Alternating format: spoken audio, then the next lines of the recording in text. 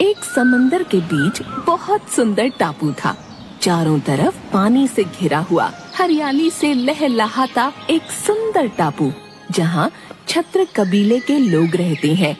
उसी कबीले में एक लड़की मिली अपने बाबा के साथ खुशी खुशी रहती थी।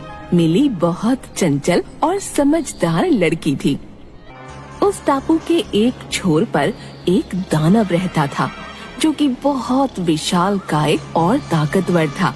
उसे अपनी ताकत पर बहुत घमंड था। वो पूरे टापू पर अपना राज चाहता था और अपनी मनमर्जी करता था। बचाओ, बचाओ।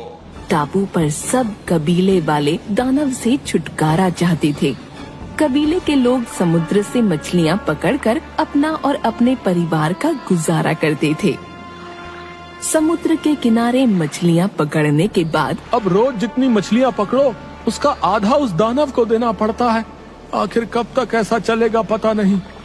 अरे भाई जल्दी चलो, दानव को मछलियाँ दे आते हैं, नहीं तो वो आफत आ जाएगी। भोलू और उसका साथी दानव के पास जाते हैं। दानव सो रहा होता है और डरते हुए मछलियाँ रखकर निकलने लगते हैं। दानव भोलू को पीछे से गले से पकड़कर उठा लेता है। बाप रे, आज बचा लो मुझे, कोई बचाओ। आज तुम दोनों ने आने में देरी की, इसकी सजा ये है कि आज की सारी मछलियाँ मेरी।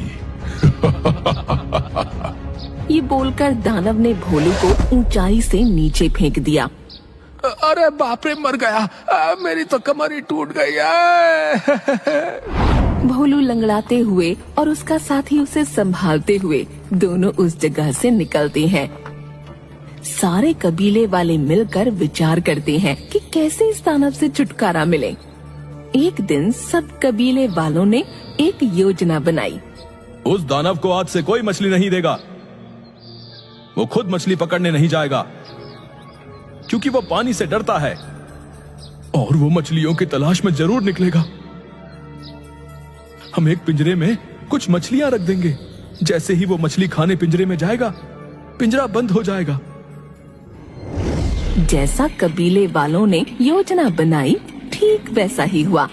आखिरकार वो दानव पिंजरे में बंद हो गया।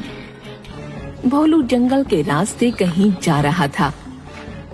अचानक दानव के पिंजरे के पास वह आ पहुंचा और दानव को देखकर झट से एक पेड़ के पीछे छिप गया।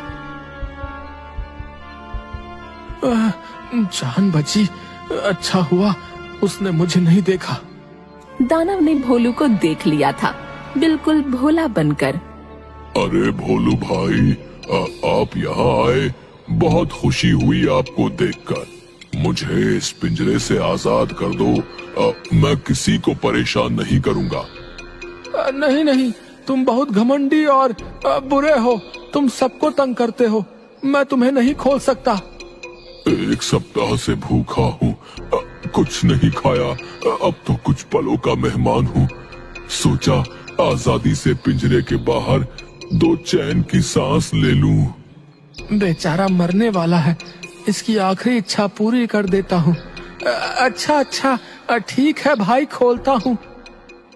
भोलू पिंजरे का लगा कुंडा खोल देता है और दानव बाहर आ जाता है। कितने बड़े बेवकूफ हो तुम भोलू। तुमने सोच भी कैसे लिया कि मैं तुम्हें जिंदा जाने दूंगा। एक सप्ताह से भूखा हूँ, तुम्हें खाकर अपनी भूख मिटाता हूँ।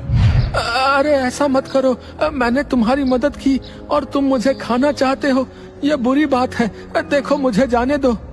चुप करो मूर्ख, मेरा आज का भोजन तो तुम ही हो। तभी वहाँ पर अचानक से मिली आ जाती है। अरे भोलू भैया, क्या हुआ? इतना क्यों घबराए हो? अरे मिली, अच्छा हुआ तुम आ गई। देखो ना, इस दानव की मैंने मदद की, इसे पिंजरे से बाहर निकाला और अब ये मुझे ही खाना चाहता है। मिली सारा माजरा समझ गई कि भोलू भैया ने गड़बड़ कर दी है। अरे भोलू भैया, आप भी क्या बात कर रहे हैं? इतना बड़ा दानव इस छोटे से पिंजरे में कैसे आ सकता है? नहीं मिली, इसी पिंजरे में बंद था ये, मैंने इसे खोला। पर मुझे बताओ तो कि इतना सा ये पिंजरा है और दानव इतना बड़ा, भला कैसे बताएगा इसमें? चुप करो तुम दोनों। एक तो भूख से बेहाल हो रहा हूँ, ऊपर से तुम दोनों की बकबक में इसी पिंजरे में बंद था। इस मूर्ख ने ही मुझे आजाद किया। चलो अब मुझे इसे खाने दो। अरे दानव जी, आप भी भोलू भैया की तरह बेवकूफी की बातें कर रहे हो। भला पिंजरे में आप कैसे आ सकते हैं? देखो मूर्खों, ऐसे बंद था मैं, ऐसे। इतने में मिली झट से पिंजरे का कुंडा लगा देती है। अब ये क्या किया तुमने? खोलो मुझे, बाहर निकालो मुझे। अब तुम बंद रहो इसी पिंजरे में। मिली और भोलू दोनों खुशी खुशी वहाँ से चले गए।